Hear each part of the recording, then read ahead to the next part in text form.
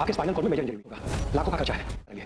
प्रेम ने मुझे बताया था चैंपियनशिप में पार्टिसिपेट कर रही है, लेकिन इसके लिए मुझे सबसे पहले टीम बनानी होगी और एक एडमिशन तक नहीं हुआ। डोंट वरी, स्टूडेंट्स मिल जाएंगे। मुझे इस कॉम्पिटिशन के लिए अपना नाम देना है। सीरियल अनुपमा के आने वाले एपिसोड होने वाले हैं धमाकेदार। आने वाले एपिसोड में आप लोग देखने वाले हैं कि दोस्तों उधर राही जो होती है वो भी एडमिशन के लिए, डांस एडमिशन के लिए अपना नाम दाखिल करवाती है, दर्ज करवाती है और कह रही थी कि डांस टीम भी मुझसे इकट्ठी करनी है, लेकिन मेरा नाम तो उसमें शामिल हो जाए। लेकिन वो भी परेशान हो जाती है। लेकिन दूसरी तरफ अनुपमा भी नाम वहाँ फ़ोन करके अप्लाई करती है डांस कंपटीशन में। और वहाँ पे अनुपमा इसलिए करती है क्योंकि उसे वो लड़की का इलाज करवाना होता है, पैसों की ज़रूरत होती है।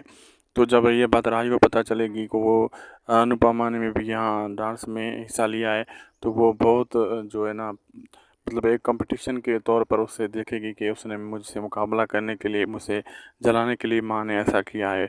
ऐसा सोचेगी राही।